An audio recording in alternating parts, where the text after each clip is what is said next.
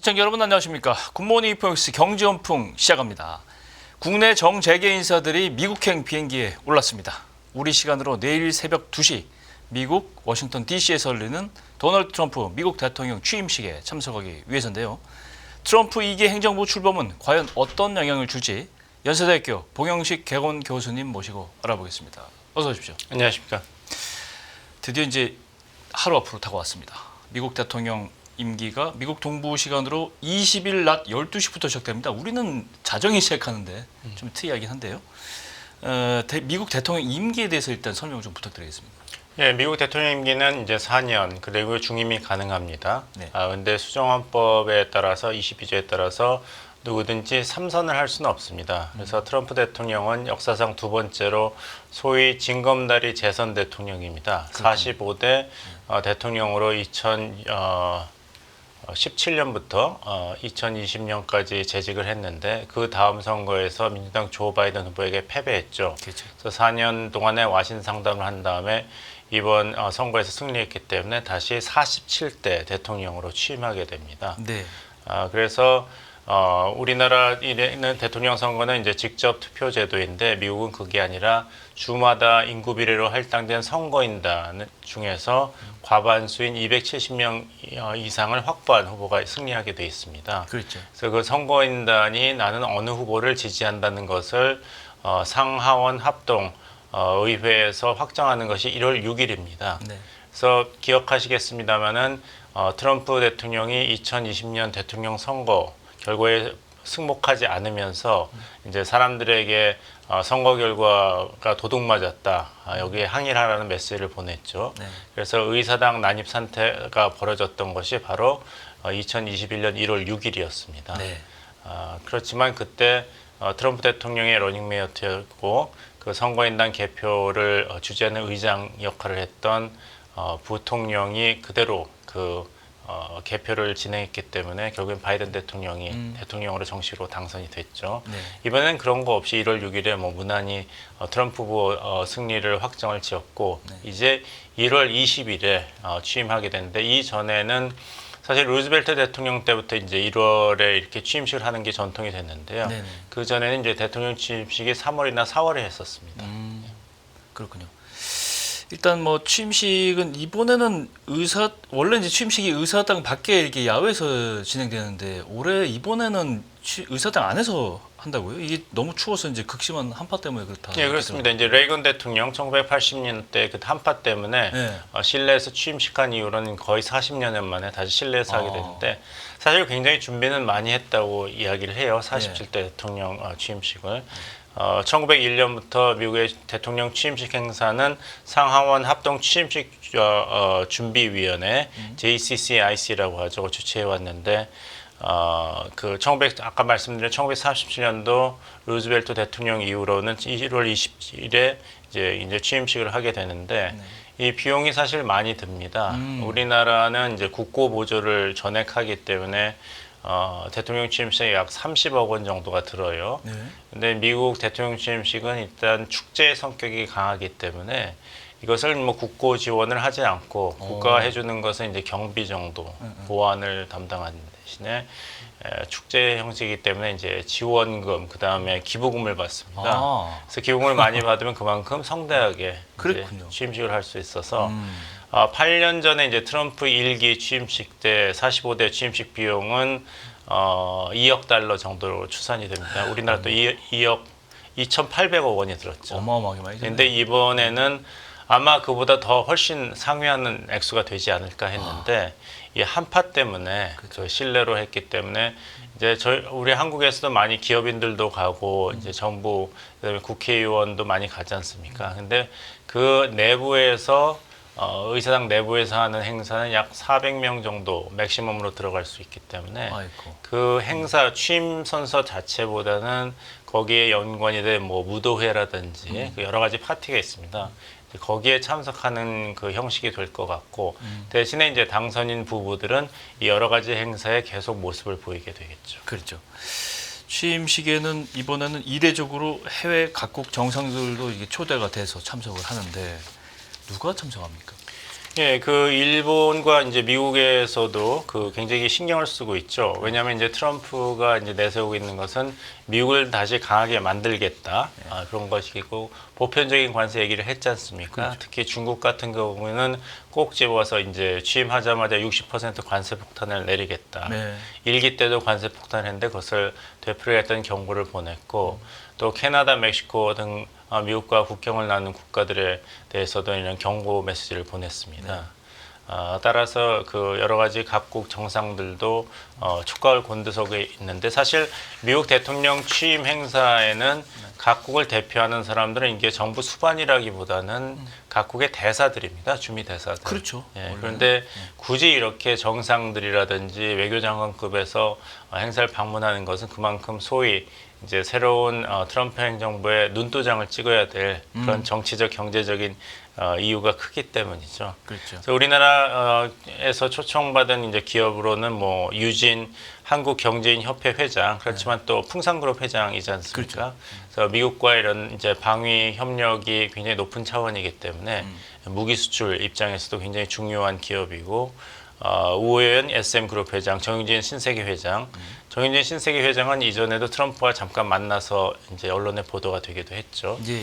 그리고 허영인 SPC 그룹 회장, 김범석 쿠팡 의장, 최준호 패션그룹 형제 총괄 부회장 등이 있고, 그래서 이제 우리나라가 이제 계엄령 선포 이후로 여러 가지로 정치적으로 혼란 상태가 있기 때문에 뭐 정부 수반이 직접 가기에는 굉장히 어려운 상황이지 않습니까? 그래서 경제인들이 가서 이제 트럼프 당선인의 주요 인사들과의 어떤 협력 관계 구축을 1차적으로 하기를 기대하는 이제 마음이 큽니다. 일본에서는 이제 이와야 다케시 외무상이 참석하기로 되어 있고 그 시진핑 주석도 초청은 받았지만 트럼프 당선인과는 이제 전화 통화를 하고 양국 관계에 대해서 이제 협력하는 방안을 논의했지만 결국에 참석은 주미 중국 대사 대신에 의전서열 2위자 당서열 8위로 있는 한정 국가 부주석이 이제 시진핑 주석을 대신해서 중국 정부 특사로 이제 방문을 하게 초청은 됩니다. 했나 보군요. 예, 시진핑 주석이 초청을 했지만 시진핑 주석이 이제 참석은 못하고 대신에 이제 한정 국가 부주석이 대신 가게 됩니다. 그렇군요. 트럼프 당선인은 우크라이나 전쟁 이제 종식을 하겠다 이렇게 밝혀놓은 상태고 그래서 이제 노벨 평화상을 받고 싶어한다 이렇게 알려져 있는데 버락 오바마 대통령은 2009년에 노벨 평화상 받았잖아요. 뭐 자기가 더 받을 만하다 이렇게 주장을 했는데 사실 이제 트럼프 일기 때도 트럼프 대통령의 이제 노벨 평화상 수상이 이제 미국 언론에서 줄기차게 이제 제기를 했습니다. 그때 아젠다는 사실 우크라이나와 러시아의 전쟁 종식에 대한 트럼프 대통령의 기여보다는 당시의 큰 화두는 아무래도 북핵 문제였지 않습니까? 그렇죠. 이제 북한의 김정은 국방위원장과 그 정식 회담은 2번, 근데 3차례 만남을 했기 때문에 이제 트럼프 대통령 자신은 이것을 굉장한 이제 외교 업적으로 내세웠죠. 그래서 이제 그 당시를 보면은 트럼프 대통령이 유세를 할 때마다 사람들이 노벨 하면서 그 연호를 외치는 것을 볼 수 있고 트럼프 대통령 굉장히 흡족하게 노벨 뭐 나쁘지 않지 이런 식으로 대응을 했던 그 장면이 기억납니다. 그렇죠. 근데 이번에는 이제 상황이 바뀌어가지고 그 대선 캠페인 때도 계속 주장을 했지만 자기가 취임하기도 전에 우크라이나 러시아 전쟁에 종전을 가져올 수 있다 이렇게 호언장담을 했죠. 그리고 취임한 다음에는 6개월 내에는 확실하게 종식시켰다 이런 얘기를 했습니다. 그래서 우크라이나와 러시아 간의 이런 무력 충돌을 종식시키는 것을 토대로 해서 이제 바락 오바마 민주당 대통령에 이어서 미국 대통령으로는 다음 번으로 또 노벨 평화상 수상을 받고자 한다. 이런 것이 미국 언론에 보도되고 있습니다. 사실 말씀하신 2009년에 바락 오바마 민주당 대통령이 노벨 평화상을 수상했을 때는 본인 자신도 놀랐습니다. 왜냐하면 이제 취임한 지 얼마 되지도 않았는데 그 노벨 평화상을 줬다는 것에 대해서 많은 사람들이 사실 의아해했어요. 그래서 미국 코미디계에서는 그냥 약속만 해도 주는 노벨 평화상이다. 이 노벨 평화상 수상의 이유는 바락 오바마 대통령이 테러와의 전쟁 그리고 이라크 아프가니스탄 전쟁으로 국제사회의 비판을 받았던 조지 W. 부시 대통령이 아니라는 상이다. 이렇게 얘기를 했었거든요. 그랬죠. 그러니까 조지 W. 부시 대통령이 아닌 것 때문에 주는 노벨 평화상이다. 이렇게 얘기를 해서 사실 핵무기 없는 평화로운 세상을 주창을 했지만 오바마 대통령이 그때 수상을 했을 때는 너무 이른감이 있다. 이런 것이 중론이었습니다. 네. 그래서 이번에도 트럼프 대통령이 노벨 평화상을 뭐 내년이나 이런 때 받기에는 아무래도 그 장담한 대로 향후 6개월 안에 러우 전쟁의 어떤 그 정전 상태가 이루어져야만 그런 노벨 평화상 수상에 대해서 정통성이 확보가 될 텐데 그 길이 굉장히 아직도 요원합니다. 왜냐하면은 러시아 우크라이나 전쟁이 종식되기 위해서는 이 영토 할당에 대해서 다시 또 합의가 있어야 됩니다. 양측이. 그렇겠죠.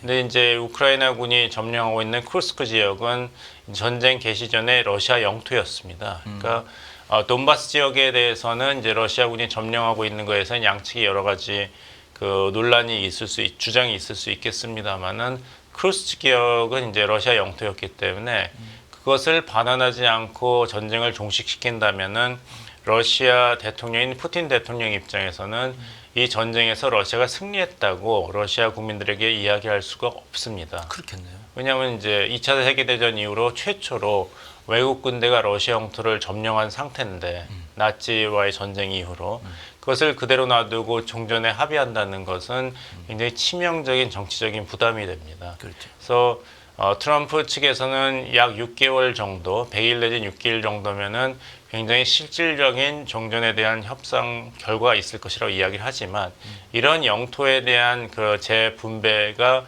굉장히 큰 걸림돌이기 때문에 사실상 정전은 상당한 기간이 소요되지 않을까. 따라서 말씀하신 이제 트럼프 대통령의 노벨 평화상 수상도 그 러우 전쟁이 정전되었던 결과가 나온 다음에 유력하기 때문에 사실상 그런 실현 가능성은 아직 좀 두고 봐야 된다 말씀드리겠습니다. 그렇군요. 우리 입장에서는 이거보다 사실은 북미 관계가 앞으로 어떻게 진전이 될 것이냐 이게 더 관심인데 취임 이틀 후인 20일에는 북한 최고인민회의가 열립니다.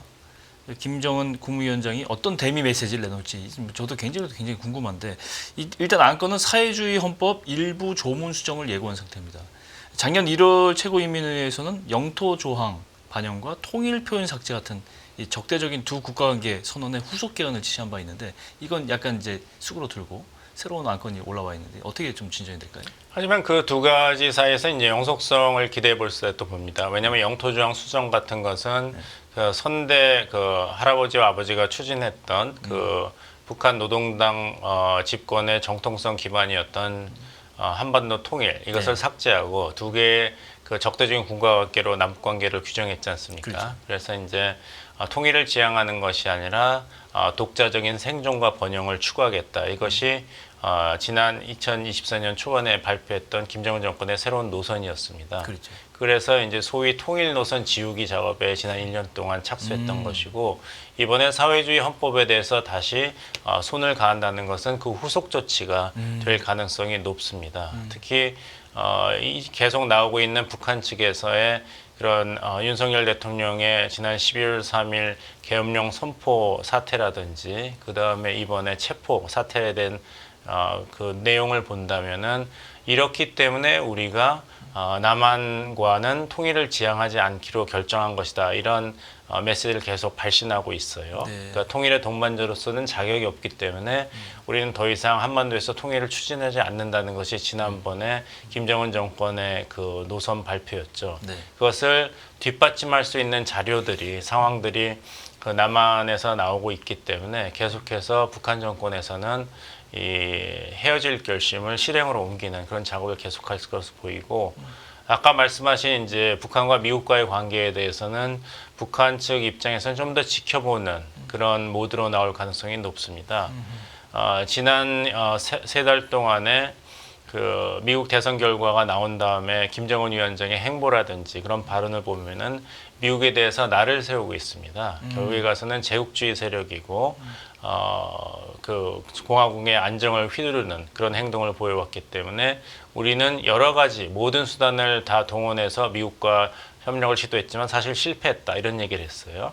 그래서 미국 놈들이라는 표현까지도 그런 발표문에서 사용할 정도이기 때문에 트럼프 대통령이 재선이 되었다는 것은 이제 바이든 행정부가 물러난다는 의미이기 때문에 한미일 간의 대북 군사 협력을 지속적으로 강화했던 바이든 행정부가 다시 4년 동안 집권하지 않는다는 차원에서는 김정은 위원장에게는 반가운 소식이겠지만 그렇다고 트럼프의 귀환이 과연 북한이 바라는 대로 모든 선물을 주는 그런 것으로 이어지지 않을 것이라는 것은 김정은 위원장도 긴장하면서 잘 알고 있다는 그런 증거가 되겠죠. 그렇겠네요. 트럼프 행정부도 이제 대북 협상에 나섰던 알렉스 웡이라든지 이런 인사들을 이제 백악관 국가안보 부보좌관으로 임명한 것을 보면은 그렇게까지 호락호락하게 그 김정은 위원장에게 비핵화의 대가로 경제 제재 해제라든지 이런 패키지를 그냥 줄 것 같지는 않습니다. 굉장히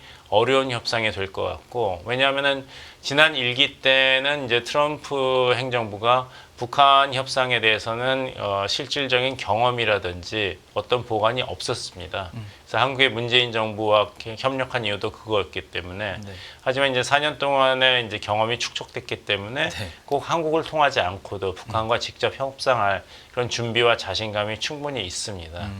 그래서 아마도 소위 말하는 이제 한국 패싱 현상이 일어날 것으로 그 예상이 되고, 네. 대신에 북한에 대해서는 이제 모든 것을 다 주는 것이 아니라 2019년 2월에 하노이에서 노딜이 끝난 다음에 트럼프 1기 인사들 간의 중론은 무엇이었냐면은 북한 김정은 정권이 비핵화에 대해서는 어떤 실질적인 의지가 없었다.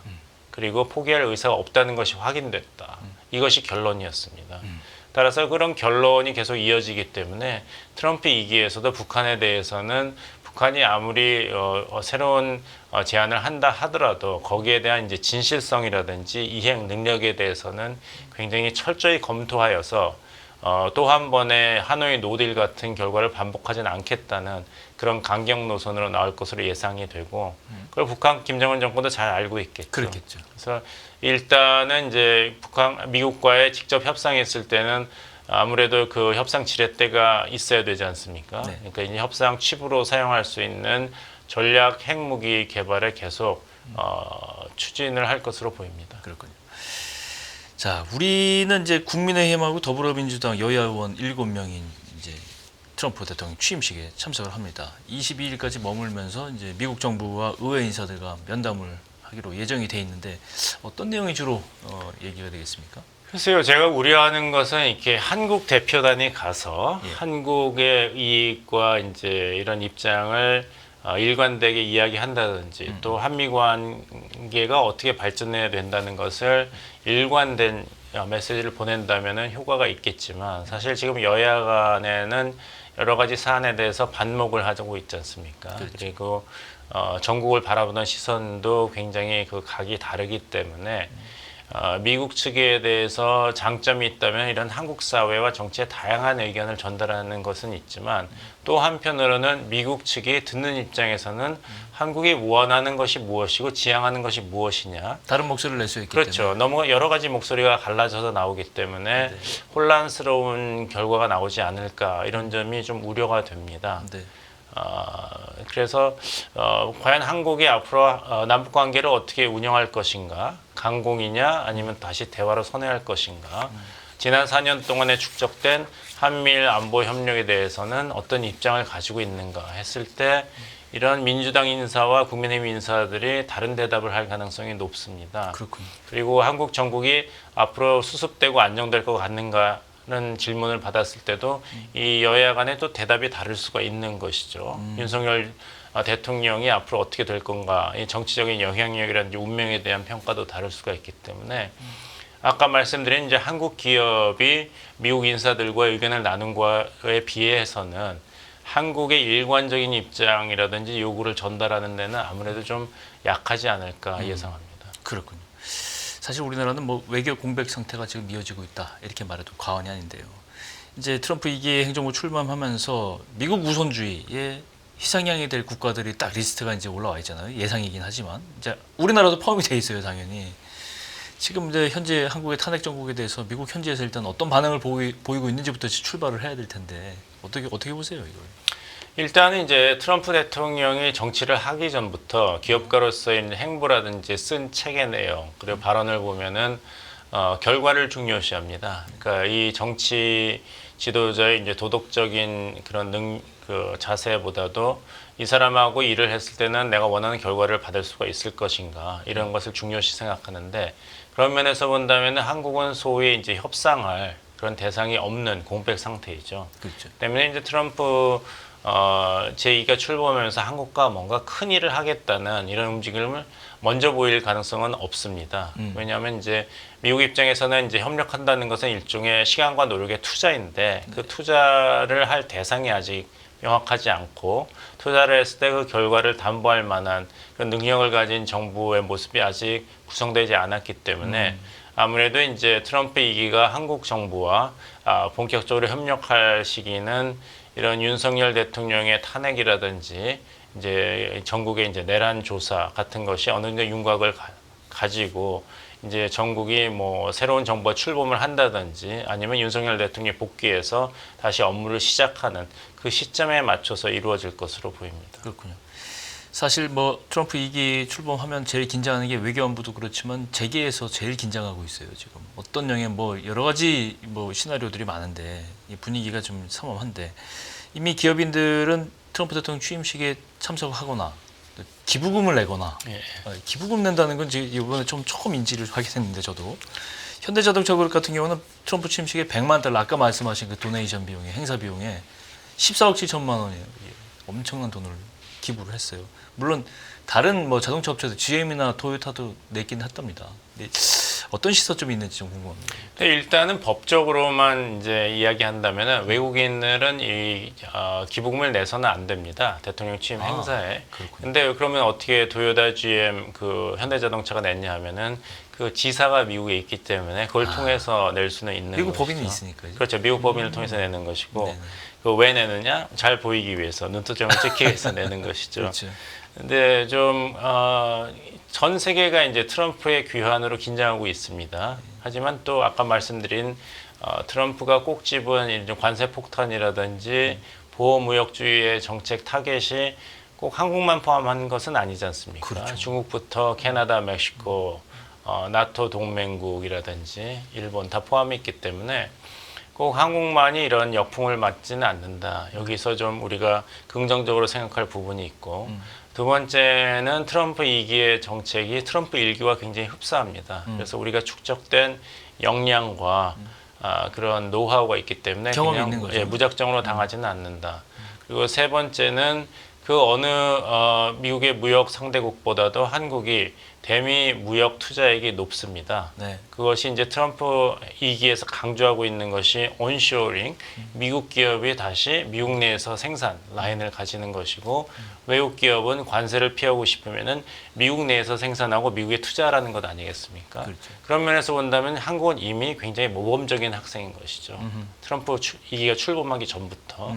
그래서 이런 이제까지 지속했던 정책을 계속 지속해서 한다면 트럼프 2기 때도 한국 기업이 이렇게 우선적으로 피해를 받는 것은 미연에 방지할 수 있는 여지가 있다. 이런 말씀을 드리겠습니다. LS전선은 1조 원을 들여서 벌써 버지니아주에 최대 규모의 해저 케이블 공장을 세우기로 했고 또 트럼프 당선인이 지난번에 이제 한국의 그런 선박 제조 기술을 높이 평가하는 메시지를 보냈기 때문에 이렇게 한미 간의 이제 무역 관계라든지 경제 협력이라는 큰 틀에서 보면은 부정적인 면이 있을 수 있으나 이것을 조각조각으로 띄어서 본다면은 거기서 혜택을 받는 한국의 특정 산업이라든지 특정 기업도 다수가 있을 것이라 이렇게 봅니다. 그렇군요. 그렇게 돼야 될 텐데 분위기가 아직 어떻게 불투명하다는 게 제일 일단은 제일 걱정되는 것은 이제 전국이 불안정하고 그리고 대외 신인도의 위기가 있기 때문에 그 달러 대비 원화가 굉장히 약해졌지 않습니까? 지금 뭐 1달러당 1,500 선 이하까지 나오니까요. 네.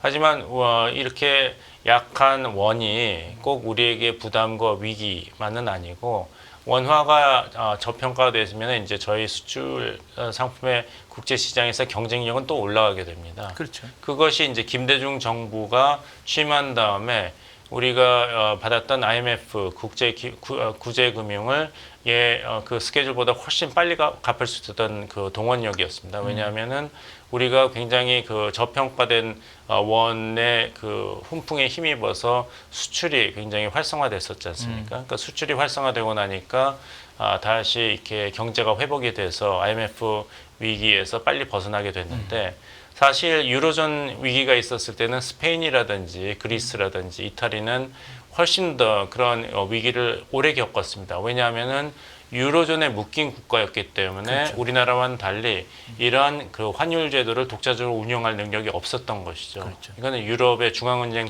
통제하에 있으니까. 네. 따라서 꼭 이런 위기 상황이 100% 위기 상황은 아니고 긍정적으로 작용할 여지도 있다는 말씀을 드리겠습니다. 그렇군요. 일단 뭐 중국 관세 먼저 얘기하면 관세가 이제 제일 민감한 부분 중에 하나인데 이제 중국이 제일 먼저 일단 타격을 진짜로 그렇습니다. 그렇게 특별 관세를 부과하느냐 이걸 봐야 되는 거고 뭐 한간을 보면 이제 그대로 하진 않을 것이다 이런 얘기도 있어요. 그렇게 되면 이제 우리도 이제 관세 폭탄에 대해서는 어느 정도 대비를 미리 해야 되겠지만은 그대로 직접적으로 받는다 이렇게 보면 안 돼요. 여러 가지 시나리오를 다 상정했죠. 이제 미국 속담에 그런 말이 있습니다. 그 너무 걱정하지 말아라. 그러니까 다리를 어떻게 건널까 걱정하지 마. 다리에 도착한 다음에 어떻게 건널지를 걱정하는 것이 맞다. 이런 속담이 있습니다. 가봐야 알겠습니다. 자 마지막으로 트럼프 2기 행정부 집권 과연 우리가 전체적으로 입체적으로 어떤 전략을 구사해야 될지 이게 궁금한데요. 어떤 타개의 방법이 있을까? 이걸 좀 시간을 말씀해 잘 주세요. 생각해야 된다고 봅니다. 뭐냐면 이제 트럼프가 아까 말씀드린 대로 미국 헌법상으로는 3선이 불가능합니다. 그렇죠. 그러니까 이번 4년이 마지막입니다. 네. 그러니까 미국 정계도 다 알고 있고 해외 국가들도 다 알고 있고 트럼프 대통령 본인도 알고 있습니다. 그렇다면 이제 대통령으로서는 레가시 어떤 업적을 만들 그런 의욕이 강할 것으로 예상이 됩니다. 노벨 평화상도 말씀하셨지만 네. 근데 이제 트럼프 대통령의 슬로건은 미국을 다시 위대하게 만든다는 거 아니겠습니까? 그렇다면은 1970년대 리처드 닉슨 행정부와 굉장히 비슷할 것이다. 벌써 여기에 대해서는 여러 가지 분석이 나와 있습니다. 당시 이제 닉슨 행정부도 아시아 동맹국의 안보는 아시아 국가들이 책임져라 이렇게 고함 독트린을 발표하면서 주한미군을 대폭 감축했죠. 네. 그리고 그때도 보편적 관세를 부과했습니다. 네. 그것이 국내 정치에서는 인기가 있었기 때문에.